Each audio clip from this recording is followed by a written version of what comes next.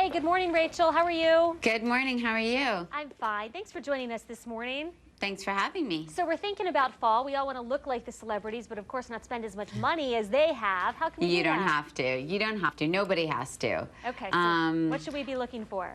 Ooh, well, sequins. That's for sure. Anything with a sequin. Yep, absolutely. They're back. I mean, we love them in the 20s, the 30s, the 40s, the 50s. Took a break in the 60s, and now we're back. And it's all about sequins. It's all about androgynous dressing, tuxedo jackets, boyfriend jeans. You know, a lot of these trends that we have here on Piperline, these are just some of my favorite apparel looks for fall. We kind of did a whole mix of trends here that I'm loving. What's your theory on wearing those types of jeans to work? Well, it depends on where you work. I mean, I love jeans for work, but I also think that, you know, if you're in a very corporate environment, they may not welcome jeans so much. But if you're in sort of a more artsy industry, I mean, I'm sure that they love jeans. I think it's very case specific. But there's so many trends in fall that there's actually something for everybody. And it's just the way you interpret it for yourself. But you absolutely do not need to have a huge budget to look amazing. And so getting back to the sequins for a second, you can find those inexpensively?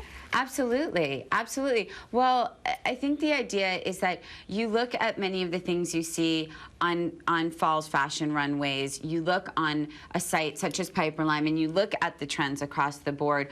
There's a mix of price points here and a mix of designers. And the idea is that you choose what you want to spend more money on, whether it's your shoes and bags or an amazing sequin jacket, and keep the other stuff much less expensive. You really don't need to spend a lot of money on everything at all. And I don't think people should be intimidated by, you know, over-the-top trends. Just have fun with it. And what are the hot colors this season? Ooh, lots of metallics, lots of jewel tones, obviously a lot of black, always for fall. But I think the new spin on black is to do gray. Okay. I always love that, and sort of mixing shades of gray. And lots of neon brights, some orange, purple, citrus green, yellow. Love it. Splash of color for fall. Okay. You have dressed a number of celebrities. The list goes on and on. Cameron Diaz, Demi Moore, Jennifer Garner, Kate Hudson. Who are some of your favorites to dress? I mean, who really stands out there in the world of fashion? I think the answer to that is every one of my clients is so completely unique and different from one another.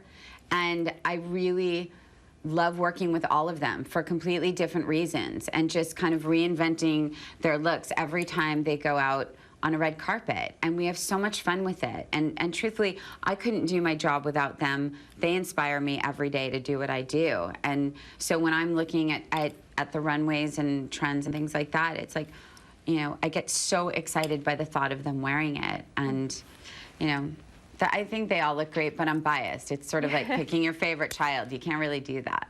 Hey, what can we expect for the Rachel Zoe project, of course, on Bravo? Let's see. I think that there's definitely probably more fashion access for sure. We go to Paris this season, which is exciting. And, of course, drama with my team and with everything else that goes on that you just can't really plan and you just can't really script, you know? Mm-hmm. So it's the unexpected that always happens. But lots of fashion, lots of access to what goes on in this industry and in fashion, and more of building up my brand and just all sorts of stuff. All right, but watch and see, watch and see. I hope you like it. Well, I know a lot of people here do watch. Right before this interview, our executive producer screamed so loudly when she heard that I was going to interview you. So you do have some fans here, lots of fans. Oh, thank you very much. That's very sweet. Thank you, Rachel. Good luck. Thank you. Thanks for having me.